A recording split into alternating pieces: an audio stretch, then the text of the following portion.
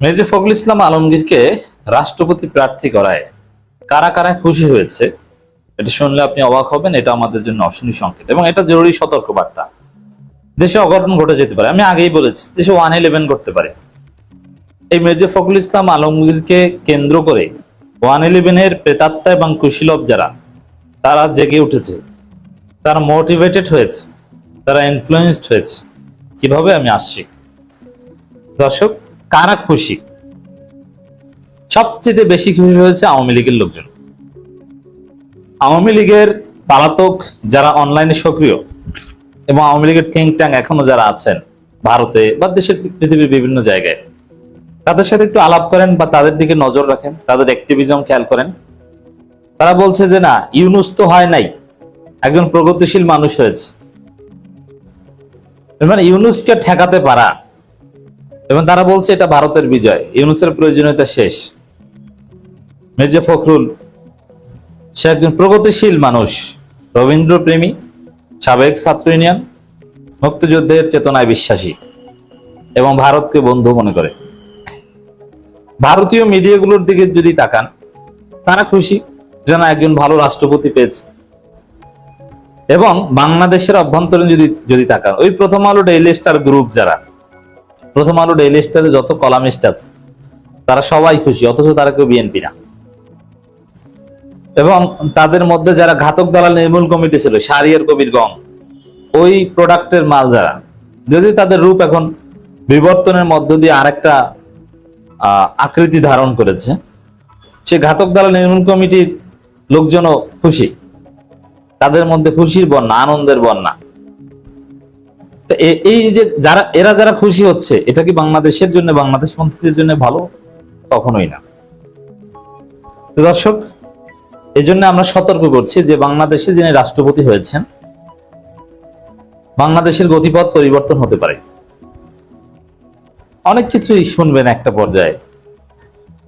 Suppose Mirza Fakhrul রাষ্ট্রপতি হয়েছেন, শপথ নেন নাই, কিন্তু বিএনপি নমিনেশন দিয়েছে, মানে তিনি ফাইনাল, যদি নির্বাচন স্থগিতের মতো কোনো অঘটন না ঘটে।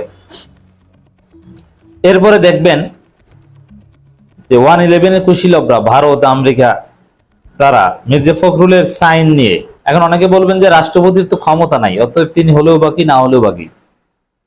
ক্ষমতা নাই না, ক্ষমতা আছে। এক্সিকিউটিভ পাওয়ার নাই, কিন্তু জরুরি অবস্থা ঘোষণা করার ক্ষমতা আছে। প্রধানমন্ত্রীকে উপেক্ষা করে সেনা প্রধানের নির্দেশে বা তার চাপে এমার্জেন্সি ডিক্লেয়ারে, দ্যাট মিনস 111-এ সাইন করতে পারে।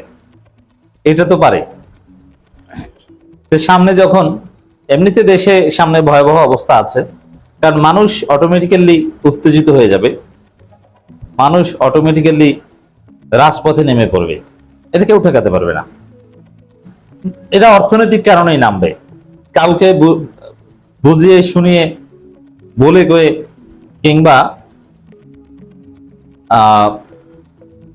পাঠচক্র করিয়ে কাউকে রাজপথে নামানো লাগবে না।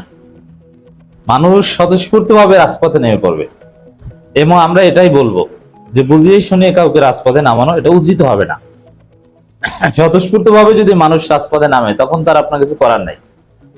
কেন নামবে? যখন দেখবে যে বাজার করতে পারে না, বিদ্যুৎ নাই, জনজীবন অস্থির, স্থবির এবং বিপন্ন হয়ে পড়েছে, তখন মানুষ অটোমেটিক্যালি রাজপথে নামবে। পরিস্থিতি তো সেদিকে যাচ্ছে, দেখেছেন না? বিদ্যুৎ মন্ত্রী তিনি হাল ছেড়ে দিয়েছেন। দর্শক, তিনি বলছেন যে কিছু করার নাই, আমার আর কিছু করার নাই। তাহলে মন্ত্রীর কিছু করার নাই, করার আছে টাকার। এখন কেন করার নাই ওইসব ব্যাখ্যা মানুষ শুনতে যাবে না। মানুষ দেখছে যে আমি সুইচ টিপ দিলে বিদ্যুৎ পাই না, সমস্যা হচ্ছে এটা। বাকি কি ঘটেছে কি ওটা দেখা দরকার, তুমি পারো না, তুমি যাও। এটা তো যা শুরু। অর্থনীতির সামনে যে ভয়াবহ অবস্থা অপেক্ষা করছে, বিদ্যুৎ প্রতিমন্ত্রী বলেছে না যে টাকা নাই, আমাদের কোষাগারে টাকা নাই বিদ্যুৎ দেওয়ার মতো।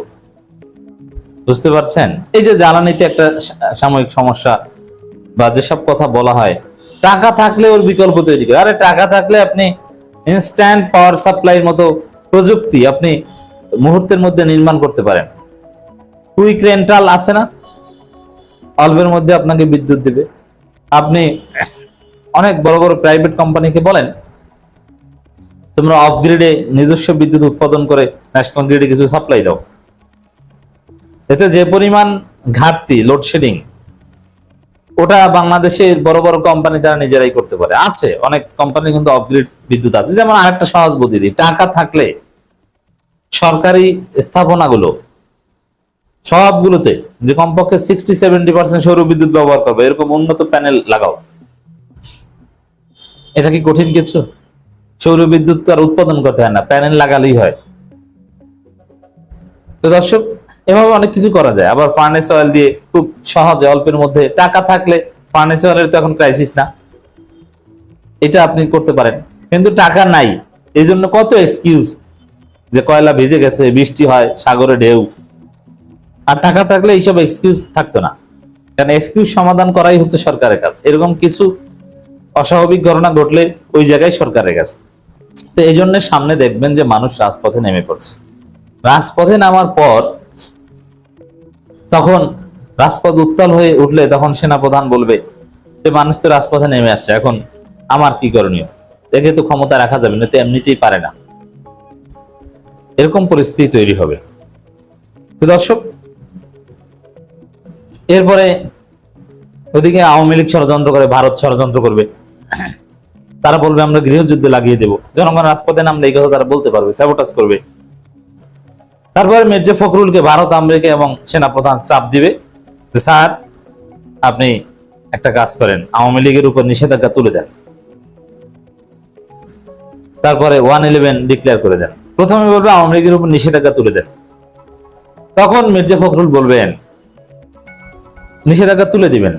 এবং পরবর্তীতে যদি মির্জা ফখরুল কোনোদিন সাক্ষাৎকার দেওয়ার সুযোগ পায় তখন বলবে দেশকে গৃহযুদ্ধ থেকে বাঁচাতে গণতন্ত্রের স্বার্থে আমি আওয়ামী লীগ থেকে নিষেধাজ্ঞা তুলে দেওয়ার কথা বলেছিলাম।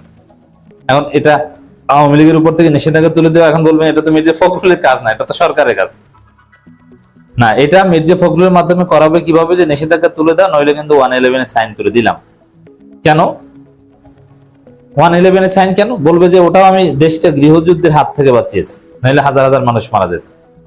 এটা মির্জা ফখরুল বলবে। তার যে আকীদা এতদিনে বুঝেন নাই?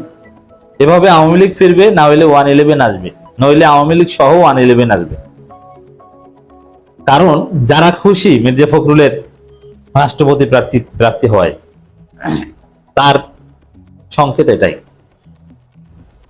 বহু বছরের পর যোগ্য একজন রাষ্ট্রপতি পেতে যাচ্ছে বাংলাদেশ, আসিফ নজরুল। ঘাতক দালাল নির্মূল কমিটির আসিফ নজরুল তিনি বলছেন, এক সময় ছিলেন, এখন নাই, যে একদম ভিভিড যোগ্য রাষ্ট্রপতি। অথচ এখানে প্রধানমন্ত্রী অনুগত রাষ্ট্রপতি, এইটা হচ্ছে বাংলাদেশের বর্তমান প্রেক্ষাপটে সবচেয়ে যোগ্য রাষ্ট্রপতি। দলের অনুগত রাষ্ট্রপতি, 111 ঠেকানোর রাষ্ট্রপতি, সেনা অভ্যুত্থান ঠেকানোর রাষ্ট্রপতি হচ্ছে যোগ্য।